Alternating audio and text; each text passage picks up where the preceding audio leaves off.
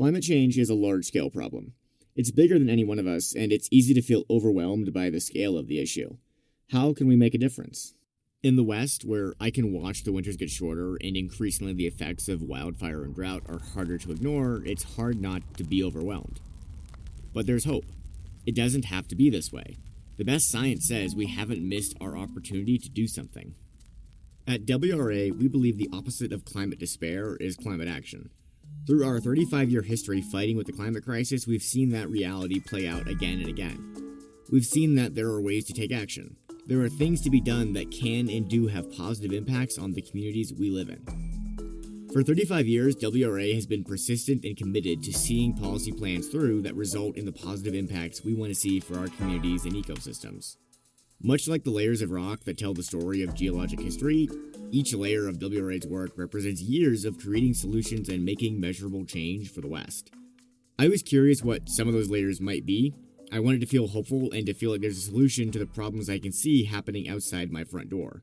So I met with some of WRA's climate experts. They're the people on the front lines of the work we're doing and the policies we are creating to address the climate crisis and protect the places we live.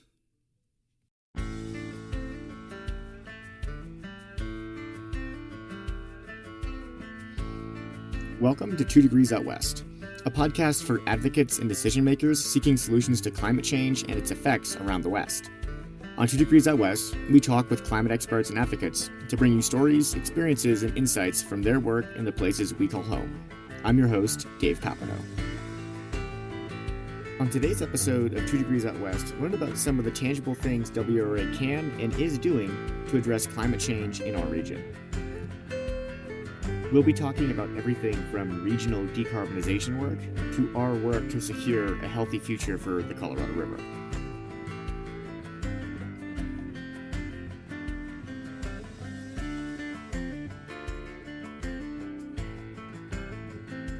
Our role in terms of the broader effort to decarbonize our economy is really focused on the 8 major electric utilities in the interior west of the United States where we do our work. That's Erin Overturf. She's WRA's Clean Energy Director. Due to the ongoing efforts of WRA and her team, nearly all of the 8 major electric utilities have goals to achieve net zero greenhouse gas emissions no later than 2050. She knows a lot about energy. She's the expert on something called decarbonization. That's what she's explaining now. We work directly with utilities to try to reduce their emissions in line with what the best available science tells us is necessary to preserve a habitable climate system. And then we also work to expand regional electricity markets to make clean energy more cost effective and well integrated. And then finally, we use clean energy as an alternative to the combustion of fossil fuels in other sectors of the economy, like transportation and home heating. So taken together, we recognize that electric utilities are really the linchpin of our ability to decarbonize the economy. And so we need to build the legal and regulatory frameworks today to make it possible for us to achieve our 2030 and 2050 decarbonization target. This decarbonization thing, it's important. As residents of the Earth and the West, the effects of climate change are impossible to ignore. In 2024, the Earth recorded its hottest summer on record. In our region, Phoenix, Arizona recorded over 100 days that reached 100 degrees or higher, crushing the previous record of 76 days set in 1993. As of September 3rd, every day since May 27th has reached at least 100 degrees in Phoenix. You don't have to look far to feel climate change and its effects. Well, we're in what many people call the decisive decade. So our ability to maintain a habitable climate system that protects so many of the things that we hold dear really depends on the actions that we take in this decade. And that means that each of us, through whatever twist of fate, happens to be alive during what's probably the most consequential time in human history, which is really pretty astounding. So for me, I think we all have opportunities to use our unique skills and our effort to build a more equitable future in which we're living in right relationship with the natural world. And I'm really grateful to have found a place where I can do that. I thought that answer was beautiful. She's right. We are in a make it or break it period for the climate. Sometimes the weight of that, for me, gets lost in acronyms, slang, and weird legislative processes. Every single day at WRA, we deal in acronyms, and sometimes it's hard to remember that what we're really trying to do is just protect our home and keep it safe. The fight against climate change is unlike any other fight throughout human history because it's not as tangible as others. It often happens in the background while the majority of us live our lives unaware. One of the best examples of that, for me, is the energy planning process. A lot of us don't really think about where our electricity comes from when we flick on the light, let alone the impact that has on climate, but the energy generation process is a huge source of emissions and potentially a huge place where decarbonization could occur. An integrated resource plan, or an IRP, essentially spells out where the energy is supposed to come from now and, more importantly, in the future, and whether that source of energy is clean or not. IRPs are a tangible but sometimes distant feeling vehicle in our fight against climate change. They're basically our roadmap to fix a major source of the problem. I wanted to ask Aaron, the expert, a little bit about IRPs and what the relevance of that is in the context of trying to fix and reverse climate change and its impacts on the West. What is an IRP and how does that affect this moment that we're in for the climate, where we're kind of in this kind of deciding climax moment? Yeah. Well, so IRP stands for Integrated Resource Plan. They're called different things in different states. In Colorado, where I live, they're just called electric resource plans. But the main thing is it's a plan, right? So in a resource plan, a utility looks forward to the future to project how much electricity it's going to need to be able to generate in order to meet its customers' needs. And then it comes up with a plan for how to cost effectively meet that future demand. So when we're thinking about the energy transition, we're talking about big, giant investments in power plants, in wind farms, in solar facilities, in energy storage facilities. All of those things take a lot of time and a lot of capital to build. So if you're not planning for a decarbonized future, you're never going to get there, right? So resource plans are our opportunity to ensure that electric utilities are planning prudently for the future, which includes avoiding exposure to volatile fossil fuel prices, takes into account the fact that the regulatory environment at both the state and federal level is changing, and the realities of climate change itself, which is posing really unprecedented pressures to the power grid. So an integrated resource plan, that word integrated really means that you're looking at all possible resources. So you're looking both at demand side resources like energy efficiency and rooftop solar, but you're also looking at supply side resources like a big giant wind farm or a big energy storage facility. And you're coming up with the suite of resources that's going to best serve customers over the next 30 to 50 years. So when it comes to these resource plans, then how does WRA's work come into play? Yeah. Well, so we're advocates, right? So we engage in the resource planning process to advocate for policy solutions that we think are best going to protect both customers and the environment in the long term. So, what our engagement looks like really depends on what state we're in. One of the beauties of doing state level advocacy and doing it in the context of a regional organization is that you really get to know the diversity of approaches across the different states in which we work. So, some states like Colorado, resource planning is very thorough. It really engages stakeholders. It's a litigated process where all of the utilities assumptions are vetted and questioned and really looked at closely, right? So that we can make sure that we're making the right decisions for customers.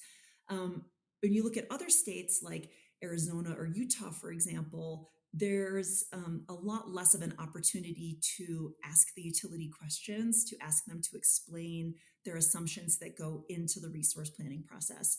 So where we have opportunities to engage, to question the utilities' assumptions, to suggest alternative modeling inputs that they're using when they're planning their system, we bring those those opportunities forward for both utilities and regulators, but our ability to shape those resource plans that come out of the planning process really depends on the strength of the process itself. So, what you'll also see us doing is advocating for processes, resource planning processes that provide more of an opportunity for stakeholder input, that give the commission or the regulator more of an opportunity to really look under the hood of what the utility is assuming the future is going to look like, how they're evaluating different types of resources to ensure that they're acting in the best interests of customers, which includes reducing emissions. What Erin is talking about couldn't be more relevant. What she's saying is that WRA doesn't only seek to build resource plans that make sense for the communities and climate they exist in, but also to build planning processes that allow ratepayers like you and me to have a say. We saw how important a clear resource planning process was in 2024 in Arizona with the Arizona Corporation Commission decision to allow Unisource Electric to build a 200 megawatt methane power plant. The decision overturned precedent, but also circumvented the opportunity for community input. It's also a huge study in why the state-level advocacy that WRA is pursuing matters so much. Like Erin said, every state has their own processes. The work to reduce emissions in Arizona looks very different from the work to reduce emissions in Colorado. The reality is that with ever increasing roadblocks to federal climate policy, the best venue that we have to successfully reduce emissions is at the state level. And state regulatory bodies like the Utah Public Service Commission, the Colorado Public Utilities Commission, or the Arizona Corporation Commission, they have a huge amount of influence over the future of energy in our Western states. And that's where we work, where those critical decisions are made. And the success of federal initiatives like the Inflation Reduction Act are highly dependent on decisions that get made at the state level. This state-level advocacy is effective at producing the change we want to see in the West, but it's also personal. It comes from loving the places we live in. It comes from watching the winters get shorter and the summers get hotter. It comes from watching climate change and its effects have negative impacts on our communities. Jamarion Williams, one of WRA's government affairs managers in Nevada, had a lot to say about his personal connection to the places he advocates for in his home state. Especially in Southern Nevada, we're only really known for the Strip, right? But Right. yeah, but the fact you have Red Rock Canyon just 30 minutes away from the Strip, or the fact that you have Mount Charleston, where you can go snowboarding, where you can see snow, which you wouldn't expect in Northern Nevada. We have Lake Tahoe in Northern Nevada. We have so many things across our state. It's so great for outdoor recreation. Jamarion is also no stranger to building out state policy that leverages federal climate initiatives. In 2023, he was part of an incentive to electrify transportation in Nevada, something he called the MHDV incentive. It sounded a little confusing and complex, so I asked him for more details. In this world, we use a lot of acronyms. So this means medium and heavy duty vehicle. MH. Let me see. Medium and heavy duty vehicle. MHDV. There we go. And the bill that we were able to get passed in the 2023 legislative session, what this does is it creates an incentive for small businesses and companies in Nevada who's looking to replace their traditional gas-fueled vehicle with a clean truck or bus with the money to do so. So it's money that's created in the state to make sure that it brings it to cost parity. So we know electric vehicles, especially early on, as we're new to this, it's very expensive. So what this bill does is it helps make it more affordable for small businesses who are looking to clean the air, but also for a new vehicle that's more reliable. So that's the good thing with this bill. We had a great sponsor on this bill with Assemblyman Howard Watts, and great community support. We got bipartisan support from our legislators and stakeholders in the state. So this is a bill that we're excited to see move forward. How often does a bipartisan kind of electrification bill come around? Oh, it's rare. I mean, it's rare. We have to really see a good bill for this to happen, and I think that's what this was. The thing with this bill is it's helping small businesses across the state. So not only is it cleaning our air, it's also helping small businesses who want a reliable vehicle, who wants to replace their older vehicles with a new one, and it's giving them the funding to do so. Luckily, this bill was created from federal funding, so there's no state funding required from this bill, and we're able to use those for we're able to use those resources to help Nevadans, which is always a good thing. That federal funding, does it have anything to do with the Inflation Reduction Act, or is it coming from kind of a separate pot? It has exactly to do with the Inflation Reduction Act. This bill, I mean, it was so good for states in across the nation, but Nevada, we're able to use a lot of the funding from that bill to help clean our environment, to help electrify our vehicles, to help electrify our homes. How long have you lived in Nevada? Oh, born and raised Las Vegas, Nevada. So all my life. So as a Nevada resident, what does it mean to be able to be like, what does it feel like for you to be able to be like part of the getting bills like this that have bipartisan support, clearly are cleaning up the air, and also support small business? So it seems like there's this really great multi-prong benefit to this. How does it feel to be kind of a part of that?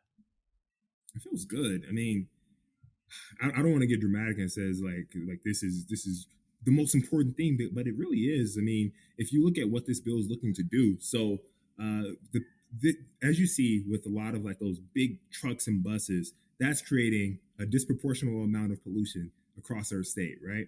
By getting those buses off the road and by electrifying it, you're cleaning up communities, and you're making sure that, for example, low income communities that are closest to freeways or mostly densely populated in our state, you're cleaning the air quality there. So that's always a good thing, and that's always what we want to see done. I mean, if I tell you personal stories about me having asthma and having to run in the house and get an inhaler after playing outside, I mean, it might help to have cleaner air, and that's what we're looking to do with this bill. And I'm excited about that. Like, I'm excited to, the little kids who are running around with asthma who has to run in the house.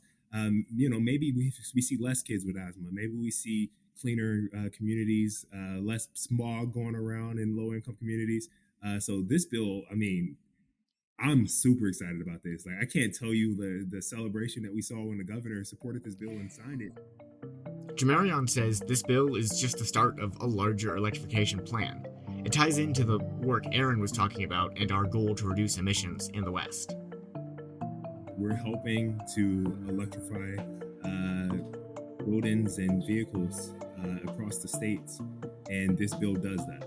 This bill is going to make sure we have cleaner air, we're protecting the West, and that's WRA's mission. So we want to see cleaner air across our states, and this bill does that. We want to see healthier communities. This bill does that. So this fits right within our priority. This is something that I think we're all excited to see move forward in the state of Nevada. Projects like this can take time. They aren't always flashy, and they can fly under the radar. But ultimately, they are where the messages and goals we have here at WRA meet the ground. It's where we can have a positive, tangible impact on the future of our region. I asked Jamarion how he sees projects like transportation, electrification, and building better plans for where our energy comes from impact him and his family in Nevada. We set a record this year. It was 120 degrees. And then that was followed by 18 degrees. And that was followed by 117 degrees, right? Unlivable. You can't even go outside at that point. So by cleaning up the air and by reducing a lot of the pollution, we're hoping to stop that. And we're hoping to make it so Nevada continues to be a livable place for communities here and for future generations. And like, my biggest thing is I want kids to be able to go outside and play without having to deal with the effects of pollution in the air. And I think this bill does that. It's right with our mission here at WRA. And this is something that, we want to see. We want to see more electric vehicles. We want to see cleaner air. Like that. This is right in line. So it fits with our purpose and our mission here at WRA.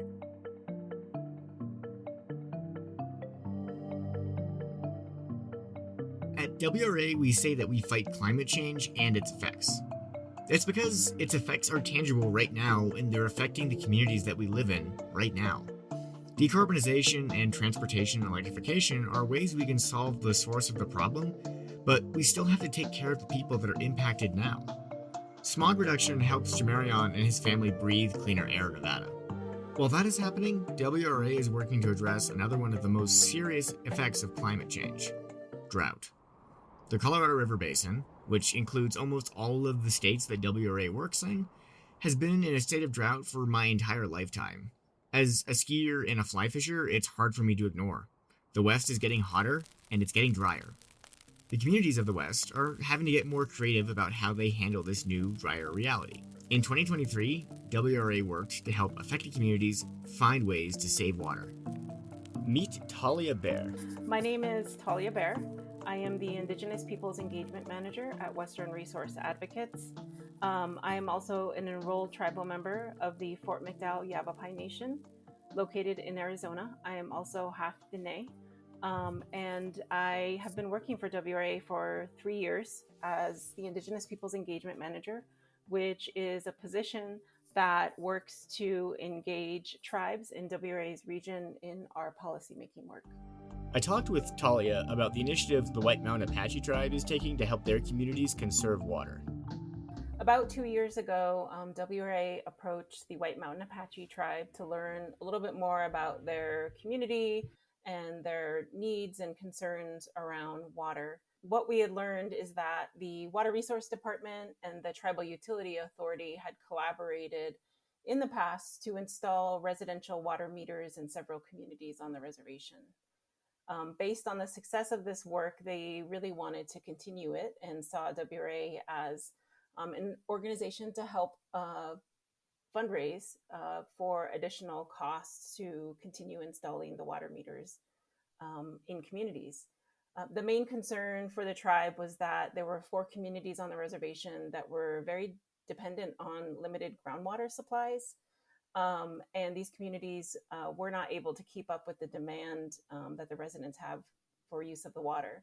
So we worked hand in glove with the tribe to fundraise through the WIFA program, which is the Water Infrastructure Finance Authority in the state of Arizona, and wrote a proposal which was granted funding to install over 500 residential water meters in 4 tribal communities. The area of where the Fort Apache Reservation lies in the state of Arizona is a very important area because it provides, I believe the statistic during the Water Festival was almost up to 80% of the water from the Salt River goes to the city of Phoenix. So any water that is conserved is a benefit to the system as a whole. I asked Talia what some of the specifics of WRA's work with the tribe look like. And WRA's portion of the work is to support the Water Resources Department in an education campaign to communicate the benefits of water conservation and to educate around the water meters and the importance of conserving water in this very special area. This included a lot of community outreach programs, which are still ongoing. We did host what we were calling a water festival for 4th graders from the schools on the reservation at the end of this last school year.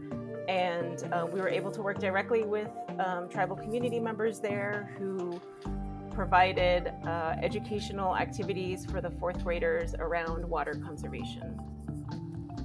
A lot of this work isn't particularly flashy and involves a lot of administrative things that happen behind the scenes. How long had that been in the works? It had taken us probably almost a year to apply for the work and to apply for the grant. And then now we are in the implementation stages this year. So it's about 2.5 years of work. Kim and I both traveled to the Fort Apache Reservation. Kim Mitchell is one of WRA's senior policy advisors. Kim worked alongside Talia on the White Mountain Apache Tribe water metering project. Kim was previously on the podcast with members of the tribe to discuss the impact the work has had on their communities. If you'd like to listen to that show, I'm going to leave a link for you in the show notes. And met in person for our very first meeting with the Water Resources Department. And it was a really great way for us to begin relationship building and just learn about the water priorities that the tribe has. And of course, to to see the reservation. We worked directly with the Water Resources Department and the director there. And we also had another partner at the Colorado River Sustainability campaign who provided us a grant writer who was on contract. And so WRA was really the facilitator between the needs that were going to be put into the grant and communicating that with the grant writer, the contract grant writer. What are some of the benefits that you're seeing and that can be expected for the tribal members? Yeah, so I mean, I think in terms of the water meter installation, some of the benefits are really around just a better accuracy in water billing, and detection of leaks in the overall system. And I think in terms of this project, we have also collaborated with the Project WET program at the University of Arizona, who is providing water conservation festival for students in the 4th grade from the tribal schools. And so I think from the students' perspective, it's a really great opportunity to have a fun field day with Project WET and do some hands-on activities to learn more about where their water comes from and what a water meter looks like. And I think it's just a really great collaboration to help provide water education resources for a community that really tries to conserve and use their water wisely. When we're talking water in the West, there's one issue that comes top of mind. It's been making national headlines: the Colorado River. The Colorado has been a personally important place to me since I was young. I have fished, hiked, and skied in the Colorado River Basin dependent on Colorado River water for my whole life. The Colorado begins not far from my home, high in the Rocky Mountains. It flows through the interior West and becomes an essential source of water in the desert.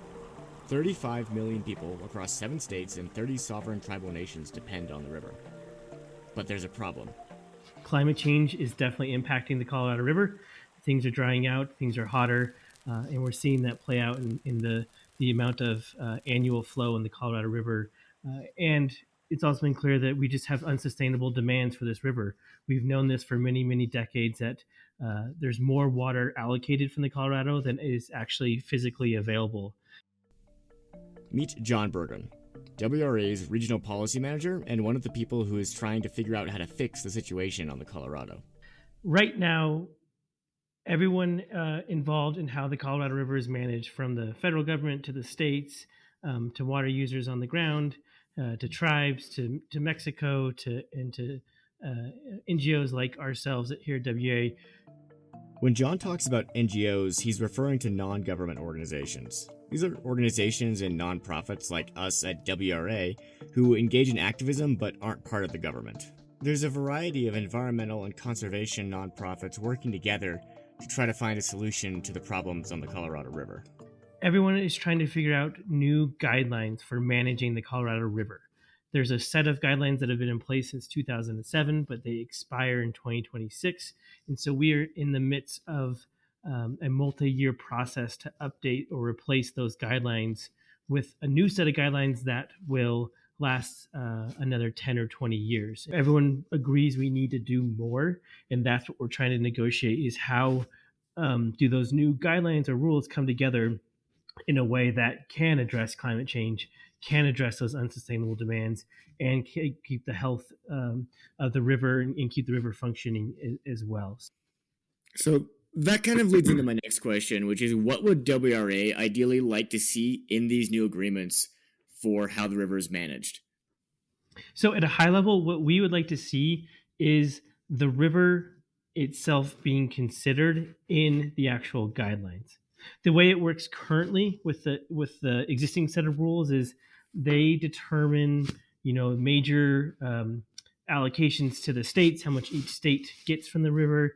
They determine the big reservoir operations, how much water is released from Lake Powell and Lake Mead, for example. But that's what they do, is they look at that big picture, how much water do the states get and what are our major reservoir operations. What they don't do is factor in the health of the river into that big picture decision making. Currently, there's a host of different programs, federal and state efforts kind of across the basin to actually consider the river's health, but they're separate from that big picture, annual, year to year, state to state decision making process. And so what we'd like to see is, as each year when you develop who's going to get how much water and when, factor in the river's health. And so if we can incorporate think how the river's needs in the Grand Canyon when determining Lake Powell releases, for example. We would like to see that. If you're going to be releasing water from upper basin reservoirs downstream for water supply or infrastructure purposes, do that and time it in a way that benefits native fishes, that benefits key reaches, benefits areas of the river and tributaries that need extra water. John says the current situation isn't great. It's long been unsustainable, and the river has come to its breaking point. He's also deeply involved in WRA's work to advocate for the Colorado. One of the ideas WRA has is something called the Conservation Reserve. He says this is one of the ways we can manage the river holistically and consider its overall health. In this conservation program that would incentivize users to conserve water, and when they conserve that water, it gets stored in either Lake Powell or Lake Mead, protecting those reservoirs and helping keep them elevated. And while it's stored there, it could be moved between the two reservoirs to benefit Grand Canyon. And so if you need water in Lake Powell, you could move it up there, and then you could release it as part of a high flow experiment, for example, that really benefits the Grand Canyon ecosystem and recreational benefits as well. So it's a somewhat innovative tool to incentivize conservation and use that conserved water for environmental purposes. And I would say we and our partners have been talking about this idea for at least 1 or 2 years. And there's been a lot of, we and our partners developed this concept at a very high level, what it would look like. We got feedback from federal and state decision makers. We got feedback from partners. We talked to engineers. We had folks model it. We actually got a consultant to do a comparative analysis for Australia, because there's a similar program in Australia, and so we tried to see if there were any lessons learned there. And we started with this big high-level concept about 1.5 years ago, or 2 years ago, and then just this spring, it was fully fleshed out in our proposal that we submitted to the Bureau of Reclamation. So some of these can take years to go from a concept to an actual policy recommendation. Some are quicker, but we want to make sure our ideas are thought through, that they will have the benefits that we want, that we've thought through the potential hangups, the potential challenges, both logistically and politically. And we want to work with partners, work with decision makers to make sure they're on board, so that when we advocate for a policy, it's more likely to be adopted. A vibrant Colorado River is one fueled by a resilient snowpack and managed in sustainable collaboration with the needs of the landscape. With the work WRA is pursuing, that reality is a possibility. All winter, I get to ski the snow that becomes the Colorado. And from that lens, it's clear how interconnected all of these systems are. The future of the river sits on us recognizing that interdependence. This work is ongoing, and I asked John how long this work takes or might take. So right now in the process, and it's a federal process, NEPA, the National Environmental Policy Act, which folks might be familiar with. It's an environmental impact statement process. So there's a big federal action, and the federal government needs to do environmental impact statement to determine if their federal action is going to adversely affect environmental resources. And so we're in the middle of that big federal process.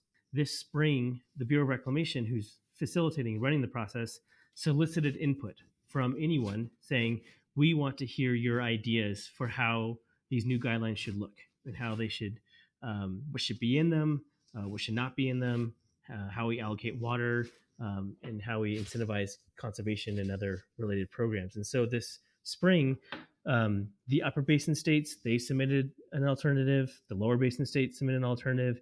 And then we and our coalition NGO partners, we also submitted an alternative. And then a few other groups submitted letters and concepts and ideas and criteria for what they want to see in new guidelines. And the Bureau of Reclamation took those submissions, those alternatives, and they're building them into their model, which is how they're going to run and develop the environmental impact statement to see how they perform. And so right now, Reclamation is working with each of those alternatives to make sure that they're building the model correctly, they've got the assumptions correct, and they're performing as expected by the people who made those proposals. You know, this proposal kept Lake Powell higher, but Lake Mead got shorter. This proposal had fewer lower basin shortages, but Lake Powell got pretty low. This proposal did X, Y, and Z. And so they're trying to do this comparative analysis of all these alternatives so they can see what performs well, what doesn't, and what would they ultimately include in the next set of guidelines. Our alternative includes a whole bunch of different ways to embed environmental values in those guidelines. And so they're building those models around that. And we're working with the Bureau of Reclamation to make sure that that model is being built how we expected it to be. And later this year, Reclamation will share those alternatives and say, here's what we're going to analyze in this environmental impact statement process. And then sometime next year, they'll release a draft environmental impact statement. And then by the end of next year, when the current guidelines expire, they'll release a final environmental impact statement, which will say, here is our, here's what we chose. Here's the alternative we chose for these reasons. And these are going to be in the new guidelines, which, like I said earlier, could be a 10, 20-year period for these new guidelines. So in other words, the alternatives that are being developed and modeled now are going to shape how the Colorado River is managed for the next 10 or 20 years. And so when you think about climate change, when you think about demands, when you think about the impacts we're already seeing on the river, when you think about the river no longer reaches the delta on a regular basis, when you think about just 2 years ago, Lake Powell almost crashed to the point of not being able to release water downstream. When you think about all that, these new guidelines, which are going to guide the river and how the river is managed for the next 10 to 20 years, are incredibly important.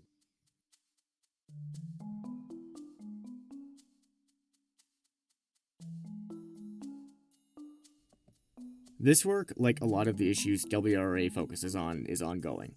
Like John said, the work on the Colorado is going to be a chalkstone for the health of the West and its communities over the next 10 years. It's moments like this where WRA works the hardest to advocate for the people and climate of the West. We get excited for these moments because it's in these moments where we see hope for a brighter future. It's a future where fewer children have asthma, more of the economy runs on clean energy, we have easier access to sustainable water infrastructure, and we treat our rivers like living, flowing ecosystems, not plumbing systems. When I'm asked why I love working at WRA, it's because I'm able to see ahead to what's possible. Sure, I look outside and I see shorter winters and more wildfires, and that is the reality now. But I can imagine a future reality where we live in sustainable collaboration with our region and our landscapes, not conflict. It's that hope that drives our fight against climate change. If you want to learn more about our work and what tangible regional climate action looks like, you can visit our website and check out our 2023 Impact Report page. We detail a lot of the issues discussed here, as well as provide resources for how you can stay involved. Speaking of that, if you want to stay involved, particularly on the Colorado River work, which is going to arrive at some fairly critical moments over the next few months, you can stay tuned here on our social media channels and join us on our email list.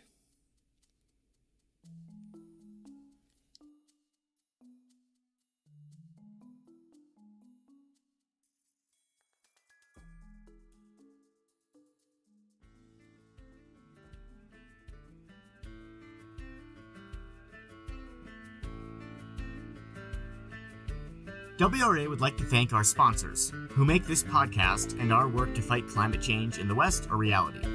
Our impact sponsor is First Bank. Our premier sponsor is Vision Ridge Partners. Our signature sponsors include Kind Design, Scarpa Footwear, Sweep, and Torch Clean Energy. That's all for today's episode of 2 Degrees Out West. Do you like what you heard? Bring others into the conversation. Share this show with family, friends, and group chats alike. Follow us on Instagram, Facebook, and X to stay up to date with the latest climate news in the West. Want to learn more about WRA's vision for a bright climate future? You can find show notes, a transcription of this episode, and more climate advocacy resources online at westernresourceadvocates.org. Thank you for listening.